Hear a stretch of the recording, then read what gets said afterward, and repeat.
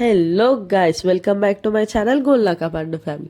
So ఇవాళ వచ్చేసిన ముచ్చట ఏంటి అంటే, మేమైతే మా ఇంట్లో ఉన్న ఎల్లమ్మకి కళ్ళు గుడాలు శాఖ పెడుతున్నాం అన్నమాట. సో మేము అలా చేసే ప్రాసెస్లో నాకు ఒక చిన్న డౌట్ వచ్చింది, అమ్మవారికి కళ్ళు గుడాలు ఎందుకు పెడతారు అని. సో నేను వేరే వాళ్ళకి కనుక్కుంటే నాకు తెలిసిన ముచ్చట ఏంటి అంటే, అది ఇప్పుడు స్టోరీ కాదు, ఎల్లమ్మ తల్లి ఉన్నప్పుడు అయిన స్టోరీ అదే కంటిన్యూ చేస్తున్నామని.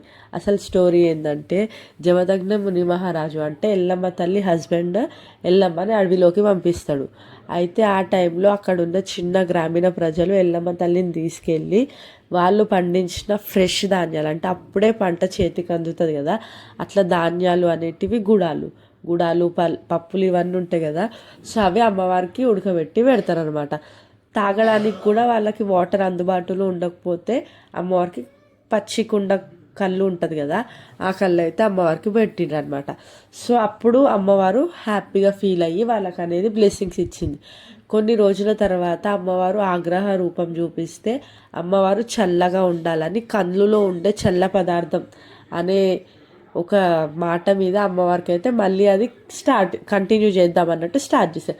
అప్పటి నుండి ఇప్పటి వరకు ప్రతి శివరాత్రి ముందు ఎల్లమ్మకి మనము కళ్ళు గుడాలు అనేది పెడతాము. అంటే అమ్మవారు ఏదైనా కోపం మీద ఉన్నా శాంతించాలి, ప్లస్ మన ఇంటిని మంచిగా చూసుకోవాలి, ఏ రోగాలు ప్లస్ ఏ నెగిటివ్ ఎనర్జీ మన ఇంటి వరకు రాకుండా ఉండాలని మనమైతే ఎల్లమ్మకి కళ్ళు గుడాలు పోస్తాం అనమాట.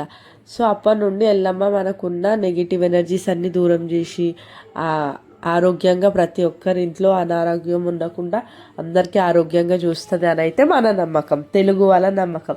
తెలంగాణ ఆంధ్రప్రదేశ్లో కళ్ళు శాఖ పోసే వాళ్ళ నమ్మకం అయితే ఇది. నాకు తెలిసిన స్టోరీ ఇది. ఏమైనా మిస్టేక్స్ ఉంటే మీరు కమెంట్ చేయండి, కమెంట్ చేసి అయితే చెప్పండి. నాకు తెలిసిన మట్టుకు 99% ఇదే ట్రూత్. అంతా చాలా మట్టుకు కనుక్కొనే నేను మీ వరకు వీడియో పెడుతున్నాను.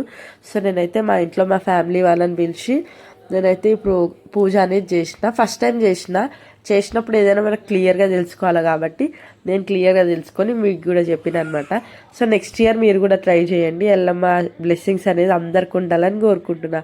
So like, share, comment, subscribe చేయండి. Thank you.